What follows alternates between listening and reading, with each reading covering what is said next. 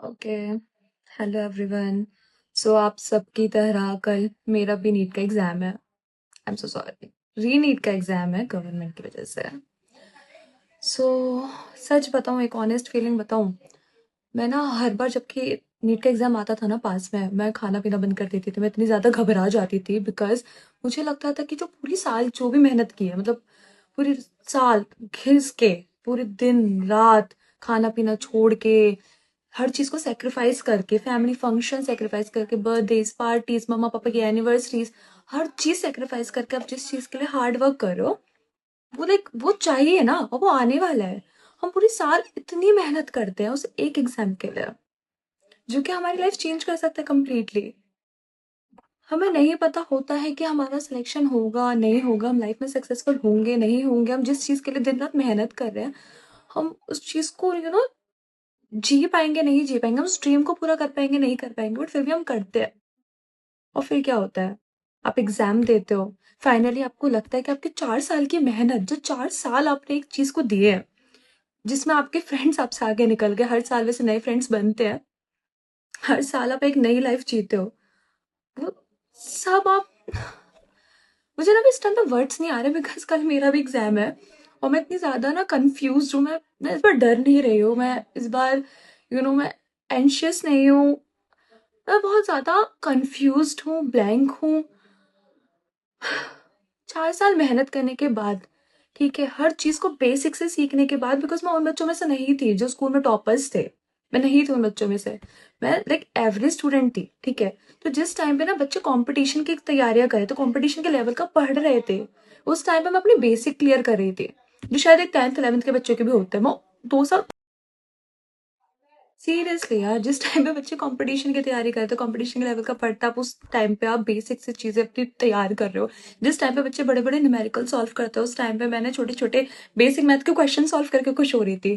3 3 4 4 घंटे टेरिस पे घूमना, वो पीरियोडिक टेबल याद करना, एग्जाम्पल्स याद करना बायोलॉजी के, मैं उस सब चीजों में थी बहुत ज्यादा। मेरे को बेसिक का कुछ भी नहीं आता था, मैंने वो सारा सीखा है इन 4 सालों में यार।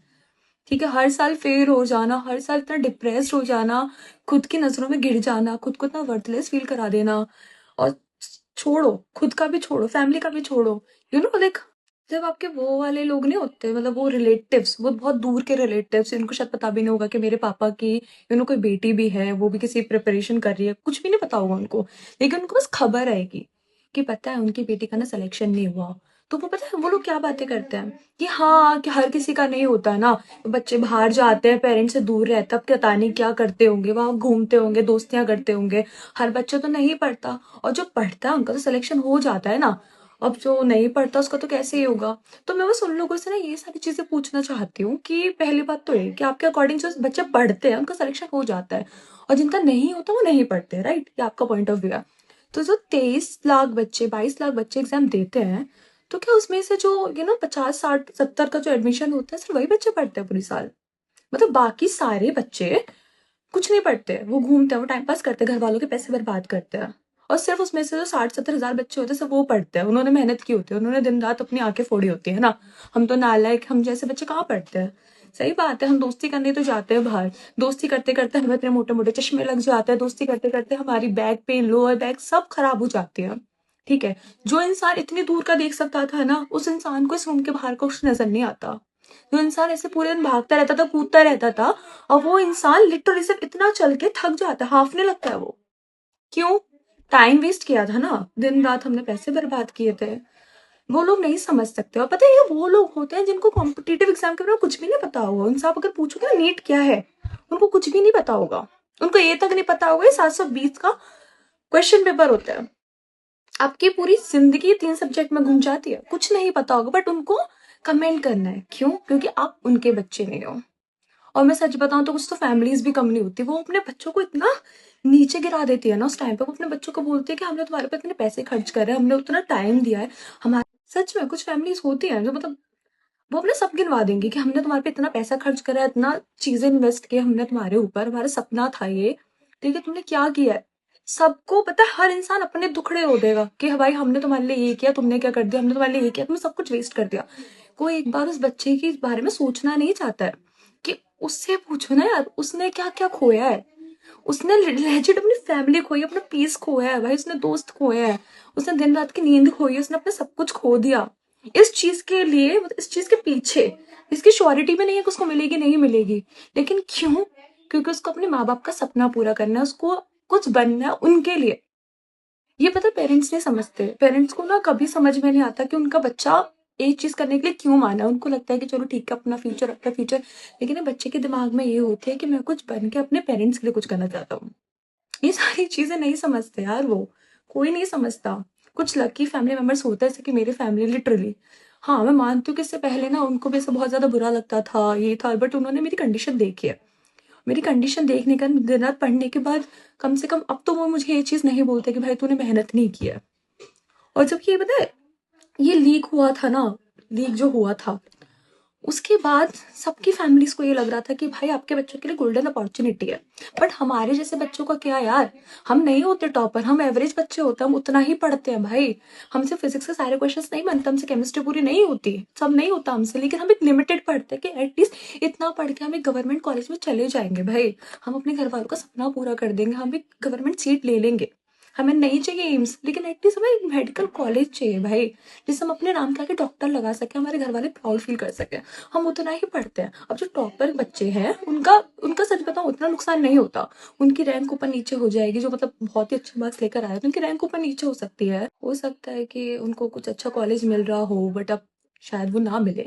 बट मेरे जैसे बच्चे यार, जिन्होंने लिटरली सिर्फ ना हर जगह से थोड़ा थोड़ा थोड़ा थोड़ा पढ़ के इतने मार्क्स का पढ़ा हो कि भाई हम ना बस एक सीट मिल जाए यार कैसे भी, हमारा क्या भाई। मैं सच बता रही हूँ, नीट की जब न्यूज आई थी ना, मेरे को ना सब बुक्स खोल के उल्टे हो रहे थे।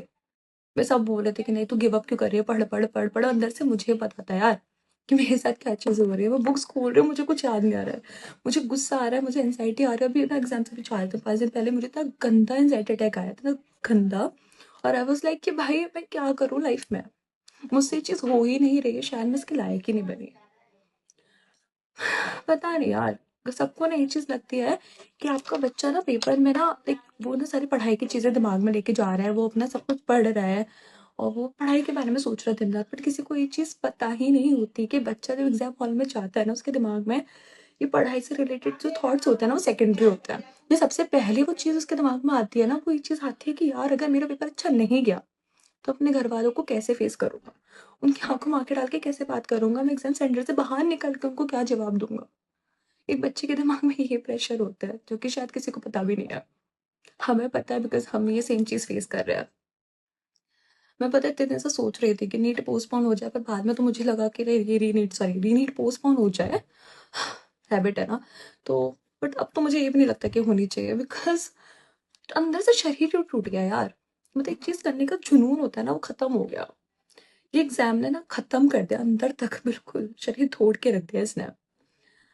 अब कल एग्जाम है, नहीं पता मुझे कैसा होगा क्या नहीं होगा। बिकॉज मैं सच बता रही हूँ, मैं जो प्रिपरेशन की है ना इस टाइम पे, से ज़्यादा बोर्ड्स में पढ़ती थी।